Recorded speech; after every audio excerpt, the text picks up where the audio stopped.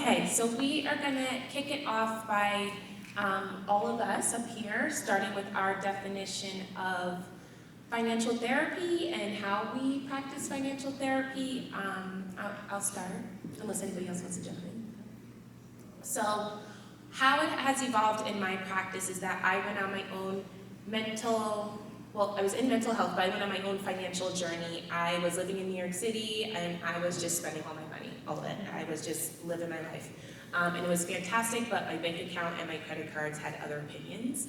So I went and, got a lot of financial education, and as I found I got more comfortable talking about money and navigating it, I was able to allow my clients space to talk about their money in my sessions. So what financial therapy has meant to me is that people are coming in thinking they want to talk about my work stress or my family stress, but really there is a consistent theme of money that's in there, and it's kind of pressing on those other issues, but they're not calling it issues with their money. They were calling it work stress or my family or things of that nature. So that's how I've kind of identified financial therapy for me. So I don't have definitions for financial therapy, but I think, excuse me, my background is important to the work that I do. So I grew up in New York.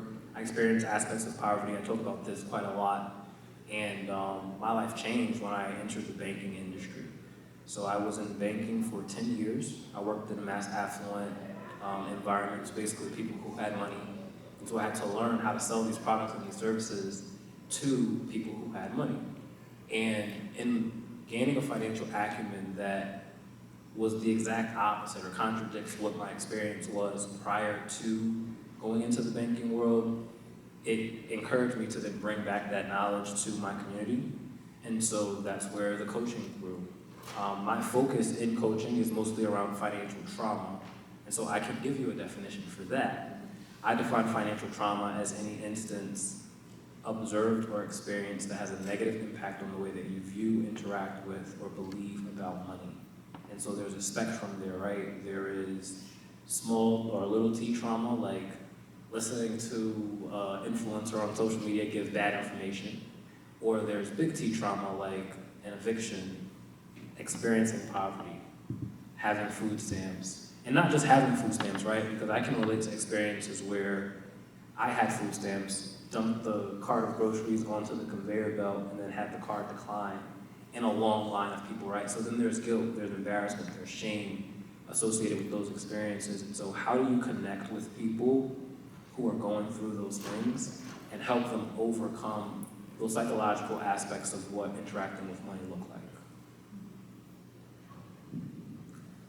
For me, I grew up with a CFP mom who said that it's not what you invest in, it's your day-to-day decisions that make the difference.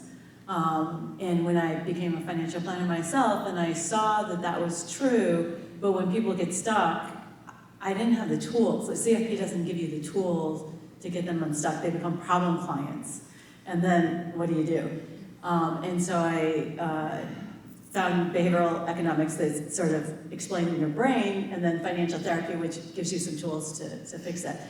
So the way that it shows up in my business is it got integrated into just my financial planning.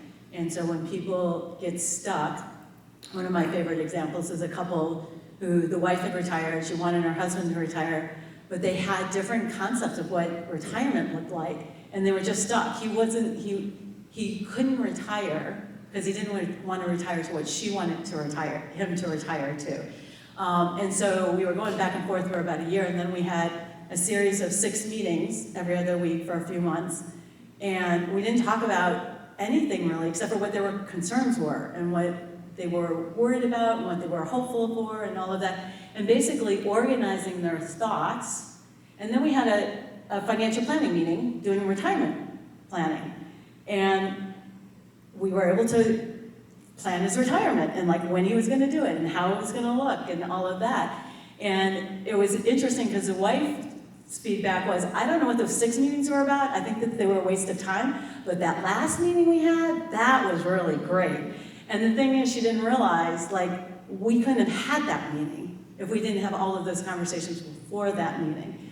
And so for me, as a financial planner, I think that a lot of times we don't take the time to, and it's basically what we've been hearing all along, hear the stories of what your client wants and needs from life and from their spouse if they have one, and then integrating that into the plan. Instead, we were just trying to get straight to the plan, and we're trying to speed it along, and we don't have time for that. And it's like, you need to stop and slow down and take the time to hear those stories and figure out what really is meaningful to them, and then do the financial planning from there.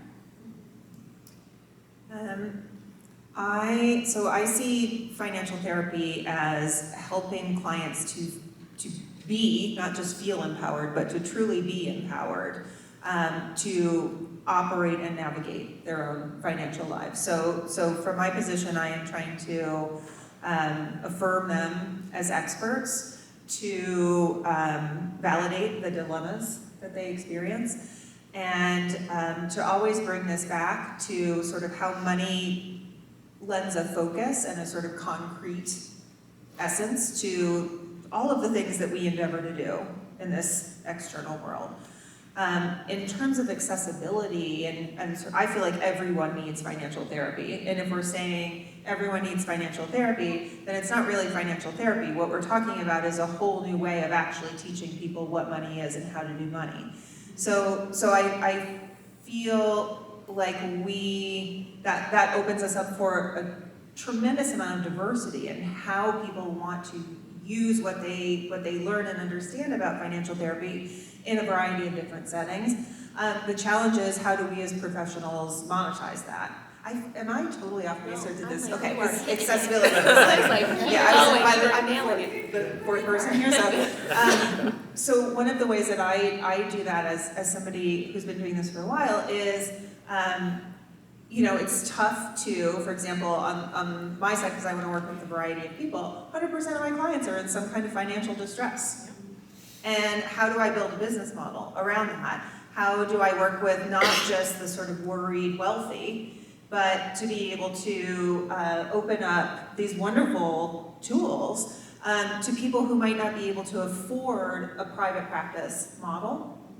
So one of the things that I do is I do a lot of comms work. Like, I love talking about this stuff. I can talk about it all day long. I like when institutions pay me money so that I don't have to have so much pressure on my hourly rate, and can offer my clients a little bit more flex. I mean, I think everyone would still say it's too much money. Nobody wants to pay the fee. And there's no way I can bring it down to a level that's going to be accessible to everyone. But this is like the kind of creativity that I think we need in establishing a new profession, or at least a new set of tools, in order to bring as many people, if what we want is to change culture, then accessibility is such an important part of how we conceive of ourselves doing that. Get that bank money. So, and I guess I'll tag on that, because my mission in life is to give quality financial planning to as many people as possible, or offer it. Like, I don't have to do it, but I want to make it accessible. And one of the issues that I had was the fee structure. And I have to tell you, I've been in business for about 7 years. I've had 4 different fee structures. I hate them all. But what I settled on was a combination of AUM with income, so that people didn't have to have AUM in order to access me. And also because it's a percentage of income, if they're low income or they're high income, it's an affordable rate as far as, for them. It's accessible to anybody. Which does mean that some people aren't paying me very much, and some people are paying me a ton, it seems like to me. And I'm in the avoidance. I know that fees are a problem for me. But that allowed it so that anybody can come to me. And where they couldn't go someplace else, I do make myself available. But then also what I found was I started having people come to me that, oh, I am so sorry. Oh my God, what a financial planning thing to do. AUM is assets under management, and when you're a financial planner, thank you. That was like good feedback. It's not bad me. So in the financial plan, and this is the thing, is like there's different worlds, right? And we think differently. And so in the financial planning world, a lot of people, and I have to say, I was surprised because I was in a family business that was flat fee, and you paid actually for the meeting. And you paid us, a certain dollar amount, and you wrote a check at the end of the meeting. And when I stepped out of the family business, I realized we were the only people doing that. Like nobody was doing that. And so I started doing that, but that was problematic for other reasons. But most financial planners charge a percentage. The norm is 1%, although the SEC hates me saying that, of the assets that they're investing. So if they have a brokerage account and you're investing for them $100,000, you would get paid $1,000, would be 1%. So the bigger your assets are, the more you would pay. A lot of financial planners will not take people if they don't have $1 million or $3 million or $5 million. So now you've excluded everybody, basically, right? It's only the 1%ers who can even access somebody like me. And so obviously that was a problem for me, so I had to come up with a different solution. So that's what I did. Thank you. And the other thing that I was going to say is that I also found that people were coming to me who wanted to do financial planning, but they had blocks. They knew they were supposed to have a budget. They knew they were supposed to open up a 401 account, but they couldn't. And they just they disassociated. They just couldn't do it. And so we started a program where you meet with me to do financial planning, to open up your capacity to talk about your finances. And then I have a lead planner who does the budgeting part of that. And that opened it up for a lot of people. And then we graduate them into real life, financial planning, people who don't need that, but they have the capacity to talk about their finances. And so we also have that service. And an online community that's for the do-it-yourselfers who need a little bit of help. And that makes it so super cheap. For $150, you can get somebody to help you do it yourself and not have to pay me a recurring fee. And so I love that you ended on that point because I was going to go in that direction, right? So my pricing model, and I'm still figuring it out in full transparency, has been a combination of a lot of what's shared, right?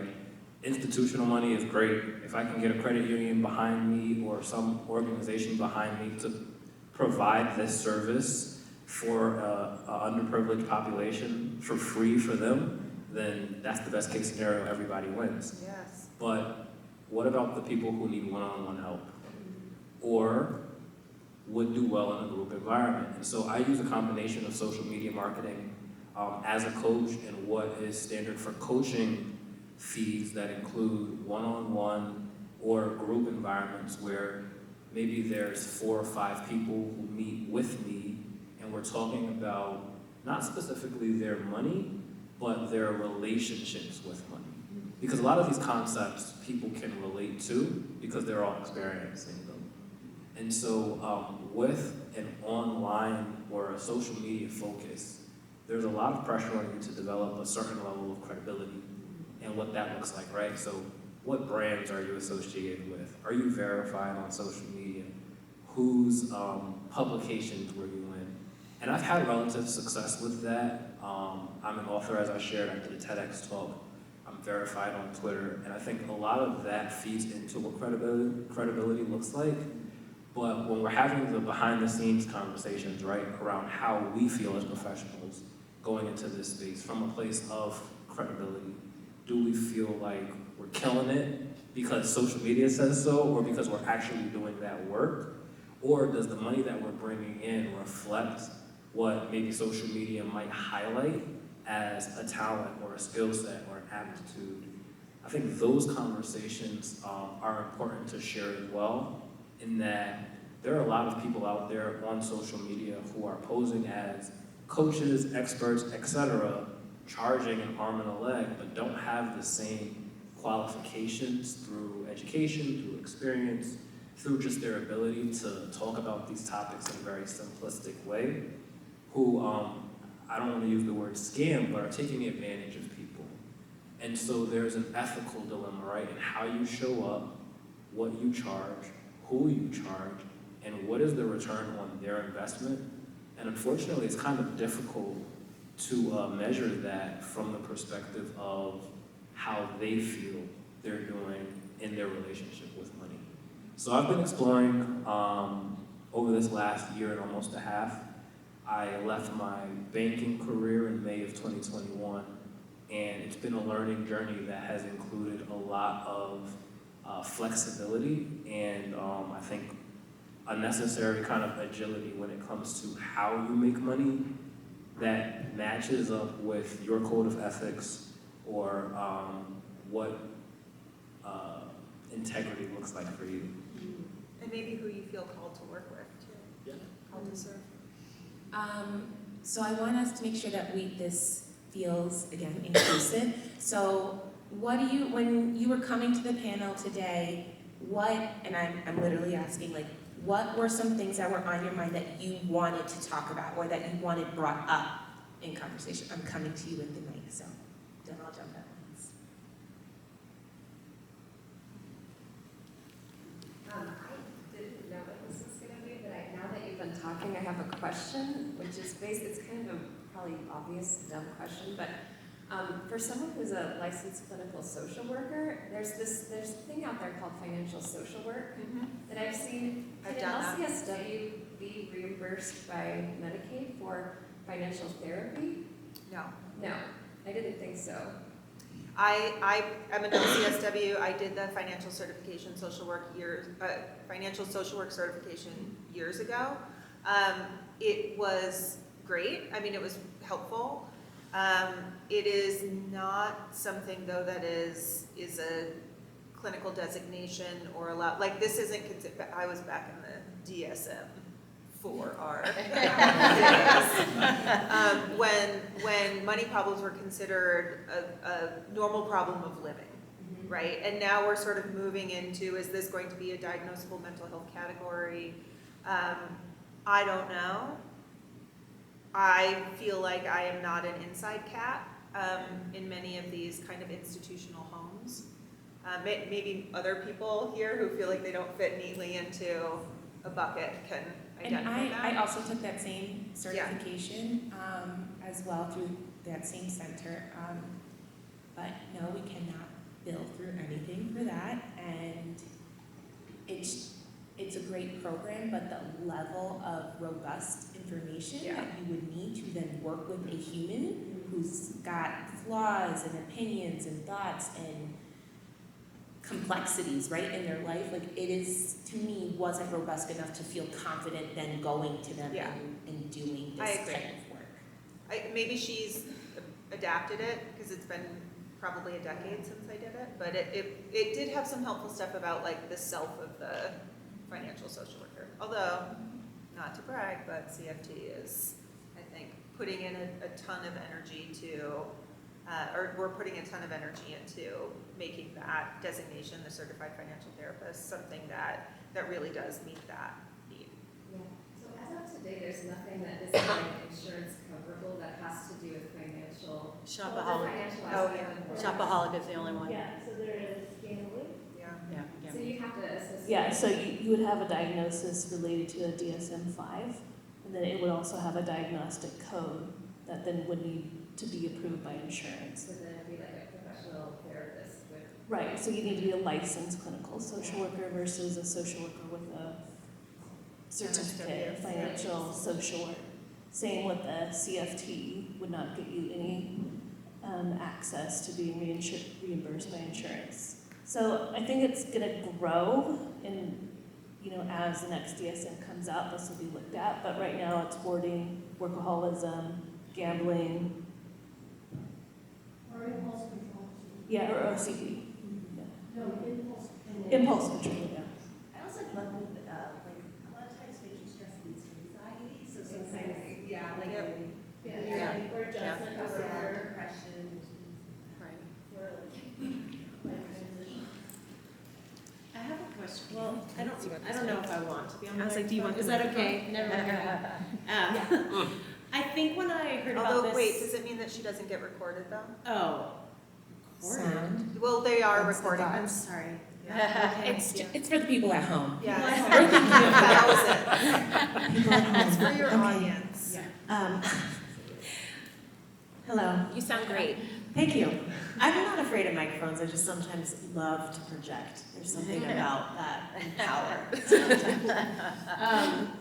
This morning when I learned about this, I did not register to me that the term accessibility was DEI, and when the work that I'm trying to do, and I work at a credit union, and we are trying to work in the community for the community, which is essentially what credit unions' purpose is. Coming to this, I was really hoping, because you asked, why did you show up? I guess I was hoping for a difficult discussion, right? Because I think that there's room in my growth process to be uncomfortable. And I feel like as practitioners and as people that are well-educated or well-read, we sometimes, I'm gonna be very overgeneralizing here, we sometimes sit in rooms with people who refuse or have a lot of difficulty in being uncomfortable because it challenges their positions of power, it challenges their positions of the way in which business is structured. And so I guess I wanted to kind of hear what was going to get shaken up in this community. If people were willing to be uncomfortable, if people were willing to get out of their comfort of power or their comfort of space and time. And again, I'm gonna say this because I was evocative this morning about what he challenged us to do. There's not a single white man on this panel. And to me, there is a lot of problem, especially in money, that is associated with that comfortability that is not represented enough in talking about the misses and the skipping over and stuff that is in that spot, that is our #1 spot in our culture. And so I just was kind of hoping to see that and hear that from somebody who exists there. I know that was probably a lot, but that was what I was hoping for here. And I guess also taking a poll of the room, I was kind of hoping for more of that. Can you see more of like what that looks like? Because I love mess. Bring it. But What looks like what? like what would that? The harder the conversation. discomfort. Like besides if there was a white man here. I would just want to know how much he's sitting in the back of the room, as opposed to in the front. And I was gonna say, I'm amazed at how many white men Yeah. are here. Yeah. That's what I'm saying, is Because I go that to a I lot want of to these, hear, and there's never a white man in. right, and It's so I everybody just, else but them. and again, that's an evocative statement, right? Hey, white guys, are you willing to be uncomfortable? And, right?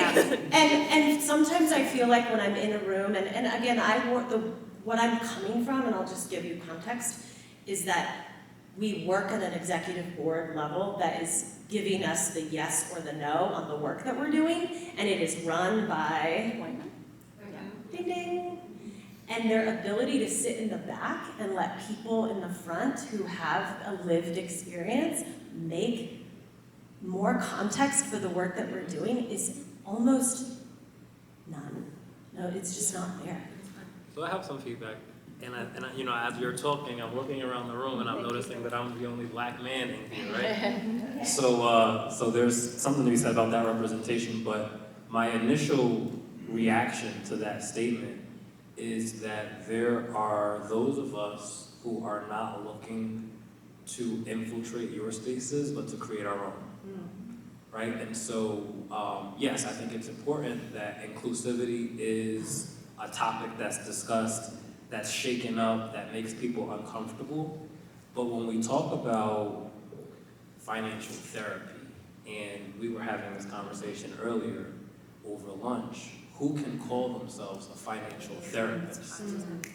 And we talk about my talk yesterday, right? And what gatekeeping looks like behind the letters, behind your name, and whether or not that makes me less qualified to talk about this topic than you because you have some credential or some degree, but I have the lived experience of navigating poverty, right? And so when we look at the disenfranchisement of people in this country, right, and specifically black people, because I can talk about that experience, there is an aversion to working with institutions that are financial, that are medical, that are legal, that will discourage Black people from seeking out financial therapy under the guise of financial therapy just by virtue of that title. And so when I call myself a financial coach, and the work that I do is therapeutic for the people that I'm talking to, because I can say, hey, you know what? I know what it's like to boil a pot of water to bathe because we couldn't afford to keep the heat on. Or I know what it feels like to empty a cart of groceries onto the conveyor belt and have the food stamps card decline. They can connect with me on that shared experience, but maybe I don't have the language to use acronyms, abbreviations, or strategies that you might read about in your coursework as a licensed practitioner. And so that's the part of the mess, right, that I want to shake up in this conversation, because my education, I know it doesn't sound like it, goes as far as an associate's degree level. But I'm a published author 2 times. I've written for many of the popular publications. I've done a TEDx talk, right? And so I am doing the work to get this narrative out there. But I think to your point, again, I'm gonna go back to that. I'm not looking for validation in those spaces by a white man. And so I wanna open it up for conversation on that.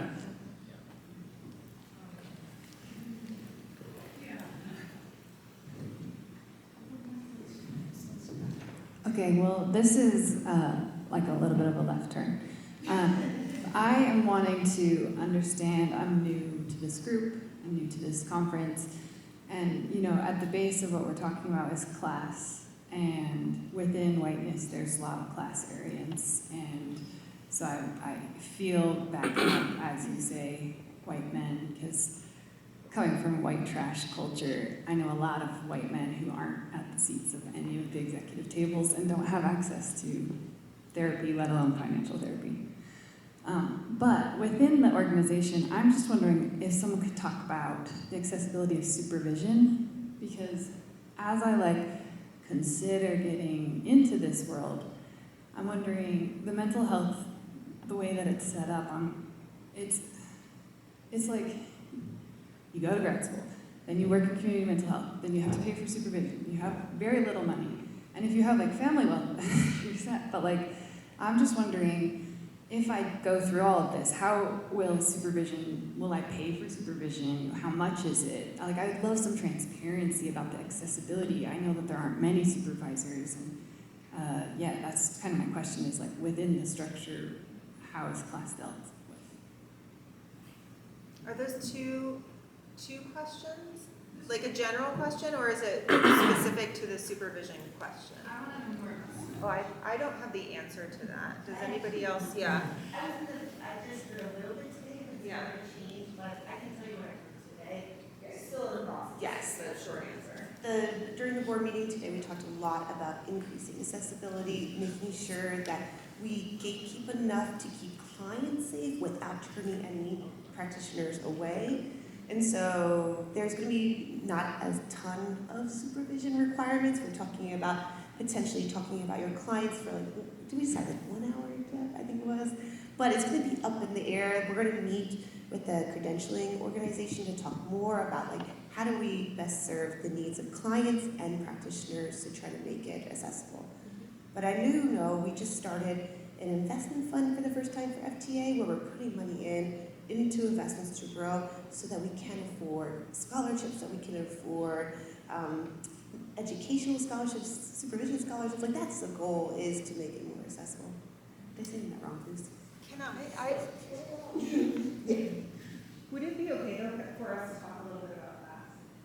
Yeah. Is that interrupting your? I just wanted to see if there was consideration around changing supervision to consultation. Yes. Okay, so just to make it a little bit more for people in the mental health field, Yes. make it more clear, okay. Yes. Well, none of this is decided. I think in financial therapy, we do run into, it's so intersectional in financial therapy, because we're also coming from home disciplines that have their own kind of class history and associations for the power dynamics. you have, in many ways, like it's a personal relationship with your financial advisor, but it's not like a deeply therapeutic relationship. Whereas with your therapist, a lot of times, like, you are really in the dynamics and enactments of these relationships and the power differentials between them. And then when we add money on top of this in terms of how we charge for this work, but also differences between, like, when we think about fee setting, like if fees help clients have some skin in the game, if you will, and feel committed to kind of working at a sustained pace. Because I've done agency practice, private practice, et cetera, and they all have their own sort of class dynamics into it. And I think that it's so important when we do talk about training and things, or when we do think about like how a financial therapist might work within a home office or a financial planning, wealth management organization. We are inheriting a lot of structures that some of us may not feel comfortable with individually, or that our clients may, like knowing what our clients' associations and assumptions are for how that's going to work can be really tricky. And I think that it is, like, we've learned, even in just like our experience on this committee, that like the day-to-day experience is doing a lot of things wrong. And like feeling kind of crappy and constantly sort of like working in the discomfort and just showing up and trying not to be fragile and being human too in these relationships. Like, how do we talk about this? Or like I have a pro bono client that I've been working with who I just liked. But I don't have that practice with anybody else. Like, I haven't let pro bono go on for a long time with anybody else because I happen to like this person. And this person is a transgender woman of color. And I also feel like this is like, I want to have competency in being able to practice with a wide variety of people. But we've talked about it. Because I've been like, I feel like this is unprofessional of me. Here's what I worry about. And and she's like, I want to be a huge successful director. I hate getting stuff for free. So we find a way to be in that space with each other. Okay. Yeah, actually, I have another thought on that one too. So I will just say quickly about getting supervision or talking to somebody who has been doing this work as a financial therapist. Or I have found tremendous help from the Thursday coffee chats. So I think there are times when we come in and somebody's like, hey, I need to talk about a situation.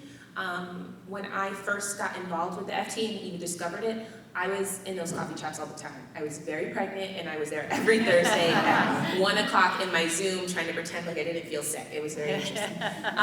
But that was really helpful for me when I was first trying to figure out, like, what is a financial therapist? Am I a financial therapist? Like just feeling it out.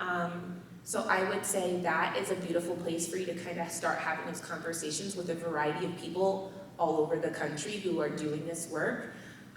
And also a thing that I too have utilized is just email somebody. Like, I don't think anybody in this room is like, you know what? I don't want to talk to you. I don't want to help you. I don't want to hear what you're going through. Has anybody ever had that happen? I mean, I have. I put myself out there to everybody, and some people are like, no, thank you.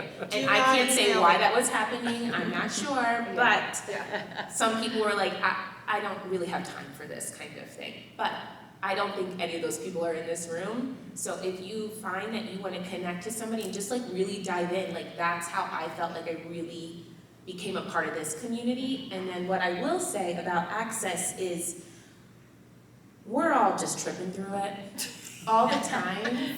All the time. I have a private practice. I literally just opened up 5 slots to take insurance.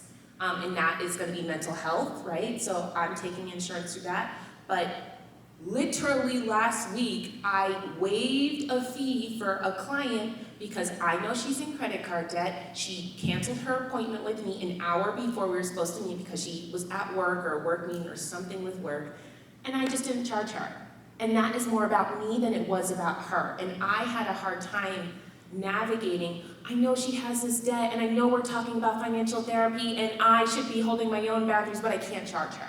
Like, that is about me. And I have to work through that. So when I say we're tripping through that, it's how do you set a fee that is accessible for people that you can live on, but you also are not alienating your clients who need to pay bills? That is some hard shit. Like, I don't know how to say it else, like, right? So, yeah, please. I think also like the role of culture should come into play when we talk about these things. And I love the example that you just gave, because bartering is also part of culture, right? So maybe your fee structure looks like exchanging your services for access to something else, right? Mental health will not let you do that. Well, that's a well, taxable event, so yeah, just- I'm not talking about it through the lens of like Yep. being licensed, Yep. but as a coach, right? Yep. If I'm interacting with someone who has the desire to work with me from, we'll use the term therapy perspective here, right? And they don't have the means to pay me, but they have a special skill, or they're in an industry that I would like to get into, or there is some value exchange that is present, then why not use that as a form of payment? And so, I mean, I think that it's interesting as I'm listening to the other panelists and I'm talking about my own experience in how we navigate our practices, that that there is so many different nuances, right, in how we can make accessibility a thing.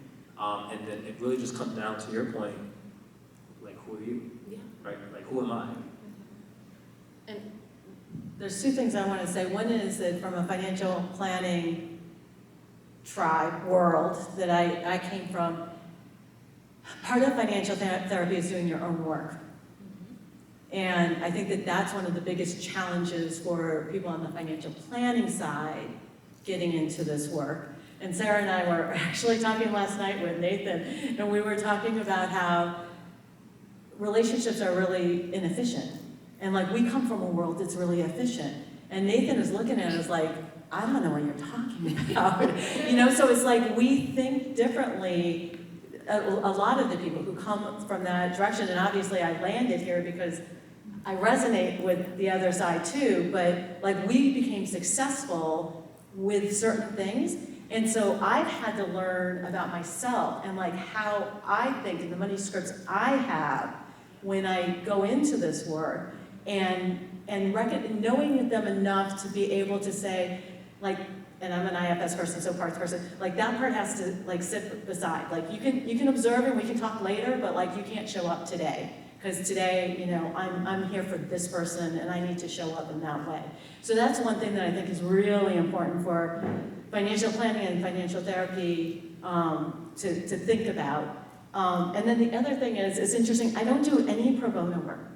I just make it a policy I don't, because I feel that it's disrespectful to a client to not charge them. It's saying that, it's a power thing, actually. It's saying that I'm more, you know, I have something to give you, and it's like, I don't want to be in that position. I want you to pay me. I will scale it for you, you know, I will charge people who can afford less, but I'm going to charge you because I don't want to be in that power differential. It's sticky. There's no free lunch. There's no right way to do it so that you can do it all.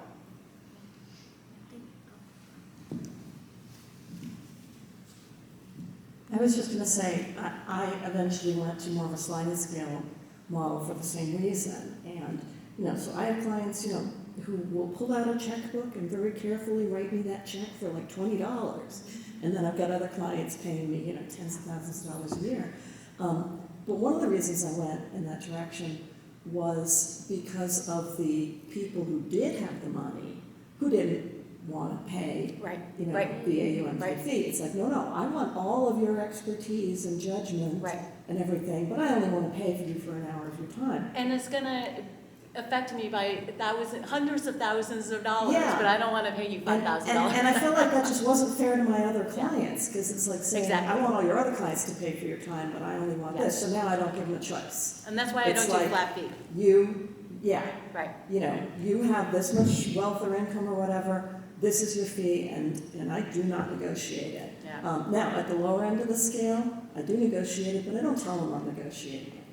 You know, I just decide, like, here's your fee, but because I'm kind of a, You do have to be careful. I'm a do-gooder in the world. You do have to be careful with the SEC on that. I know. And that's where it's like, I disclose it, yeah. but they're not reading my. Yeah. I got You have to contacted disclose it. by a bank to do like a private client wealth management thing, to be referred to like super ultra high net worth individuals. And they asked me what my fee was, and I told them that it was 3 times what I generally charge, which is like, I don't think social work governing body would like that either. And it frankly like never even went anywhere. I didn't do it, but what I was trying to do, what the pickle I felt like I was in, is I didn't know how, in the language that wealthy people speak, to symbolically communicate my value and my appropriateness for knowing the cultural context of wealth, except by having a different fee. But the mental health world does not have a structure where you're allowed to do that. So to a certain extent, I feel like we are, maybe some of us are admitting that we don't follow the letter of the rules all the time because we're trying to do something different. Did I see? So someone was talking about the issue of classism, and I think this is a really rare conversation in the financial world and really important. And one way I think that it plays out frequently is this decorum around not talking about fee structures, like, oh, that's impolite or that's beneath us. But I think that decorum, or something if you'd call it, when people are trying to have these conversations, which I think are hard conversations, but there's very strong significance to them. I think that kind of keeps a lot of things in place that can be really problematic. So I forget your name in the bright Tara. It was Tara. Tara, I thought you're the second person I've ever heard, and I mean for years, and hundreds of people meeting, that said you charge a % based on income instead of assets. And I think that's fascinating because it also would have the benefit of not only serving more people, but deconflicting what advice you're giving, because in a lot of cases, maybe real estate is a better option. In a different case, maybe, total market index is a great one, but it allows you to have almost be less conflicted when you're doing that. So Yeah. I'm just really surprised that I never heard that brought up, because it's a really interesting option. But